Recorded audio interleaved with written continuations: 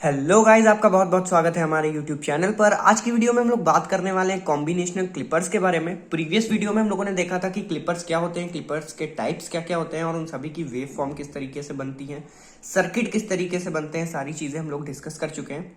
उसी का ये पार्ट है, सेकंड पार्ट। उसमें हम लोगों ने कॉम्बिनेशनल क्लिपर्स को इंक्लूड नहीं किया था क्योंकि वीडियो लेंदी हो गई थी, और मैं जानता हूँ जब वीडियो लेंदी हो जाती है तो आप लोग बोर हो जाते हो। ठीक है, सो अभी हम लोग इस वीडियो में देखेंगे कि कॉम्बिनेशनल क्लिपर्स क्या होते हैं, क्योंकि ये भी एक इंपॉर्टेंट टॉपिक है। साथ ही साथ एग्जाम्स में काफी ज्यादा पूछा जाता है। ये आपको 2 मार्क्स के क्वेश्चन में भी देखने को मिल सकता है, साथ ही साथ आपको 10 मार्क्स के किसी न्यूमेरिकल क्वेश्चन के साथ अटैच मिल सकता है। ठीक है, पूछ सकता है कि कॉम्बिनेशनल क्लिपर क्या होता है, उसका वेव फॉर्म बना के दिखाओ। ये सब चीजें पूछी जा सकती है और बहुत इंपॉर्टेंट होता है कॉम्बिनेशनल क्लिपर का वेव फॉर्म। तो अच्छे से समझ लेना, ठीक है। बाकी मैं कोशिश करूंगा कि समझ आ जाए।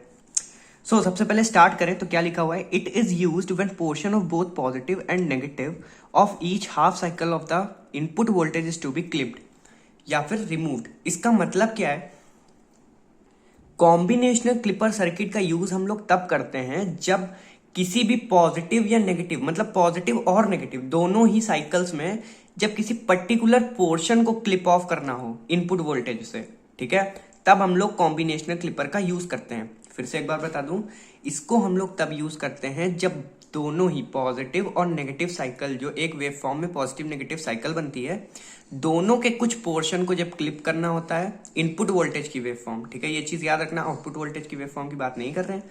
इनपुट वोल्टेज की वेव फॉर्म से जब पॉजिटिव और नेगेटिव साइकिल दोनों का हमें कुछ पोर्शन क्लिप ऑफ करना होता है, तो हम लोग कॉम्बिनेशनल क्लिपर्स का यूज करते हैं। ठीक है, आई होप आपको समझ में आ गया होगा।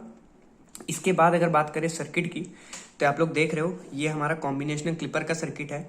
चेंज क्या है, इसमें 2 डायोड है, एक डाउनवर्ड्स डायरेक्शन में, एक अपवर्ड डायरेक्शन में। बैटरी है, एक डाउनवर्ड डायरेक्शन में, एक अपवर्ड डायरेक्शन में। ठीक है, बैटरी का लगाना जब, तो याद रखना, यहाँ पे प्लस ऊपर है माइनस नीचे है, यहाँ पे प्लस नीचे है माइनस ऊपर है। ठीक है, ये चीज याद रखना, एग्जाम में कंफ्यूजन नहीं होनी चाहिए, एक बार बना के देख लेना। इसके अलावा अभी आपको पता है ये हमारा इनपुट वोल्टेज है, ये हमारा लोड रेजिस्टर है, diode D1, diode D2, voltage VR1, voltage VR2। ये बैटरीज हैं एक्चुअली, इनको हम लोग वोल्टेज VR1 VR2 मान ले रहे हैं क्योंकि यहाँ से हम सपोज करते हैं कि VR1 और VR2 मिल रहा है। ठीक है, ये हमारा है आउटपुट वोल्टेज, इन 2 टर्मिनल्स पे मिलेगा। ठीक, अब आ जाते हैं केसेस पे। बेसिकली इसमें 4 केसेस होते हैं। ठीक है, चारों केसेस आपको समझने हैं, चारों केसेस समझ लिए तो कुछ भी नहीं है, आराम से वेव फॉर्म बना दोगे। सबसे पहला केस क्या, VI ग्रेटर देन VR1। जब VI ग्रेटर देन VR1 होगा, ठीक है, यानी कि VI जो है VR1 से ग्रेटर होगा। यहां पे बात हो रही है पॉजिटिव हाफ साइकिल की, करंट इधर से चलेगा। ठीक, मैं बनाता जा रहा हूं, देखते जाओ। V इनपुट यहां से गया RL पे, ठीक है, इधर आया। D1 क्या हो गया हमारा, फॉरवर्ड बायस। D2 क्या हो गया हमारा, रिवर्स बायस, क्योंकि यहां से आएगा तो ये हो जाएगा रिवर्स बायस। ये अपोज कर रहा है, मैं आपको पहले ही बता चुका हूं, जब ये अपोज करता है तो ये रिवर्स बायस हो जाएगा। रिवर्स बायस यानी कि ओपन सर्किट, यानी यहाँ पे करंट फ्लो नहीं होगा, यहाँ पे करंट फ्लो होगा। अब क्योंकि VR1 छोटा है V इनपुट से, तो करंट फ्लो इस डायरेक्शन में होगा। ठीक है, तो ये कुछ इस तरीके से करंट फ्लो इसमें होगा। ठीक, समझ आई बात। अब क्योंकि करंट फ्लो यहाँ पे हो रहा है, तो VR1 क्या करेगा, VR1 हमें मिलेगा आउटपुट पे, तो V0 क्या आ जाएगा हमारा, VR1। ठीक, case 2, VI less than VR1। जब VI हमारा VR1 से कम होगा तब क्या होगा, VI आया, लेकिन इस बार D1 क्या होगा, D1 हो जाएगा रिवर्स बायस। क्यों, क्योंकि VR1 ज्यादा है और VI कम है। ये ज्यादा है तो इसको कर देगा रिवर्स बायस, D1 को। ये रिवर्स बायस, और यहां से आया ये भी रिवर्स बायस, दोनों रिवर्स बायस कंडीशन में आ गए। V0 पे क्या मिल जाएगा, V इनपुट, जैसा कि यहाँ पे लिखा हुआ है। ठीक है, सिंपल है। अब बात करेंगे नेगेटिव साइकिल्स की, केस 3 और 4 में। अब देखो case 3, VI greater than minus VR2, negative cycle की बात कर रहे हैं। VI greater than minus VR2, VI यहां से आया, नेगेटिव साइकिल है तो इधर से। अब इधर जाएगा VI, तो मान के चलो ये हमारा हो जाएगा ऑफ, मतलब कि रिवर्स बायस, यानी कि D1 हो गया रिवर्स बायस। D2 की बात करें तो D2 के केस में क्या है, VR2 जो है हमारा वो क्या है,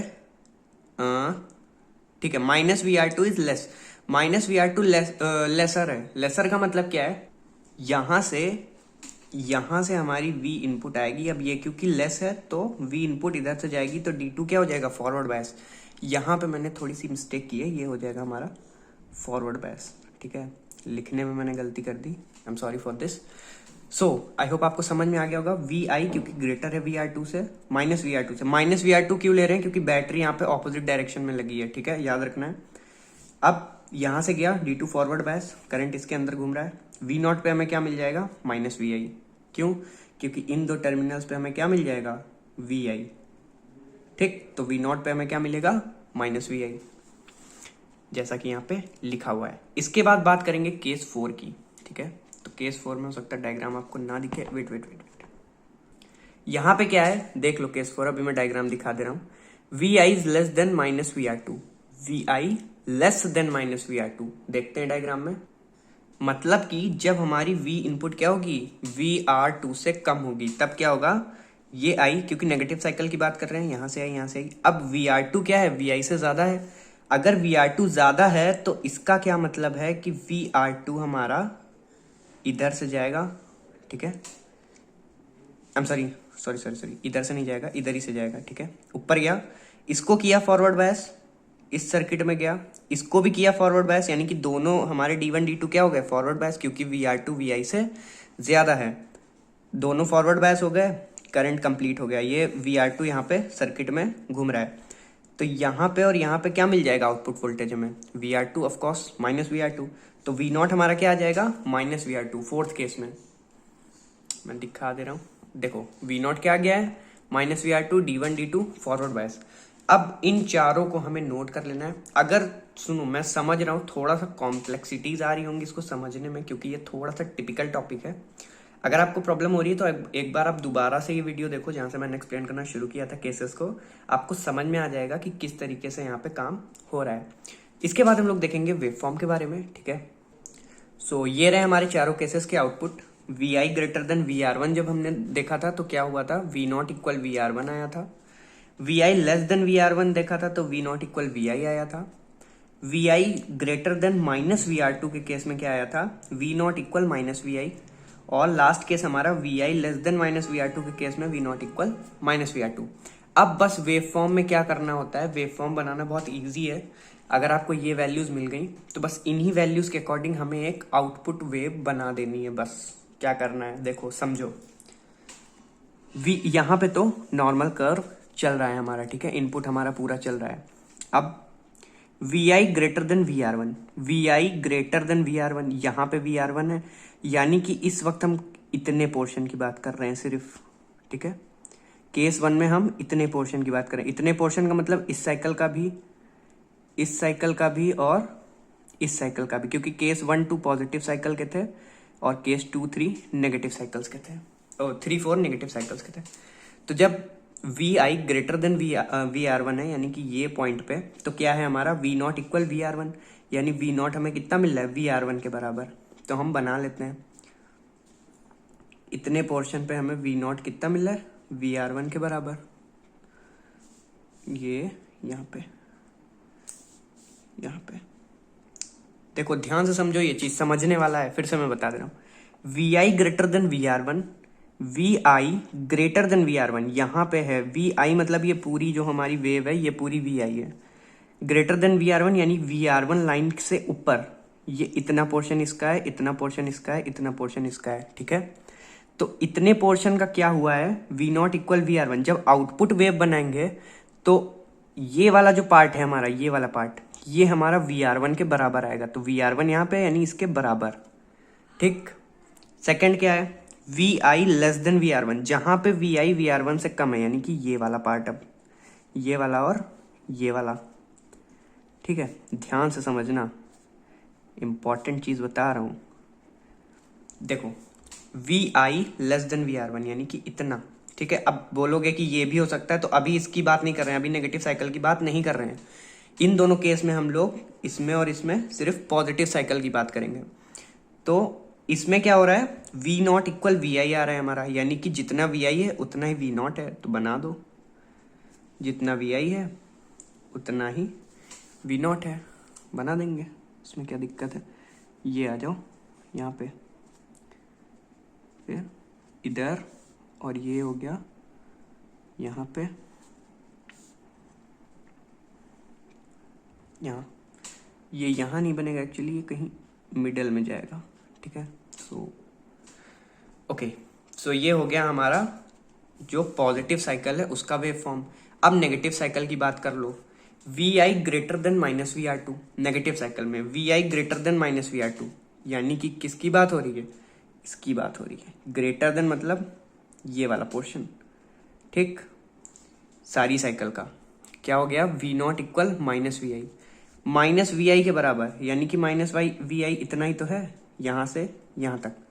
अगर इसको मैं पॉइंट ए मानूं, इसको बी मानूं, तो ए बी के बीच की जो डिस्टेंस है यही तो माइनस वी आई होगी वी आउटपुट के केस में, तो बना देते हैं। ये हो गया माइनस वी आई, सेम उसी तरीके से इधर भी, इधर भी, इधर भी, और इधर भी, कुछ इस तरीके से, ठीक है। अब last case, V I less than minus V R two. V I less than minus V R two, यहाँ पे देखो V I less than minus V R two, यानी कि वी आई क्या होगा, वी आर टू से कम। वी आर टू से कम इतने में है, ठीक है। ये जो वैल्यू है इतने पोर्शन की अगर हम बात करें तो ये वैल्यू वी आर टू से कम है, ठीक है। तो अब इससे कम है तो यानी कि इतने पोर्शन में आउटपुट क्या मिलेगा हमें, माइनस वी आर टू के बराबर, यानी कि वी आर टू के बराबर आउटपुट मिलेगा हमें। तो वी आर टू के बराबर आउटपुट बना देते हैं। ये हो गई हमारी आउटपुट वेवफॉर्म, ठीक है। समझ में आई बात। ये होती है हमारी कॉम्बिनेशनल क्लिपर सर्किट की आउटपुट वेवफॉर्म, और ये होती है हमारी उसकी इनपुट वेवफॉर्म। एग्जाम में अगर ये बना दिया तो कोई रोक नहीं सकता आपको। अगर 2 नंबर का क्वेश्चन है तब भी, 5 नंबर का क्वेश्चन है तब भी, 10 नंबर का क्वेश्चन है तब भी पूरे मार्क्स मिल जाएंगे, ठीक है। सो कॉम्बिनेशनल क्लिपर में इतना ही। आई होप आपको समझ में आ गया होगा कि क्या होता है कॉम्बिनेशनल क्लिपर, किस तरीके से उसका यूज होता है, उसका वेव फॉर्म क्या होता है और उसका सर्किट डायग्राम क्या होता है, ठीक है। So all the very best for the exams. अगर आपने प्लेलिस्ट अभी तक नहीं देखी है तो डिस्क्रिप्शन बॉक्स में लिंक मिल जाएगा, आप वहां से जाके देख सकते हो। क्लिपर सर्किट की वीडियो का लिंक भी मैं डिस्क्रिप्शन बॉक्स में डाल दूंगा, या फिर आप डायरेक्टली प्लेलिस्ट पे जाके देख लेना, मिल जाएगा आपको video. So thank you so much for watching the video. फिर मिलते हैं अगली वीडियो में।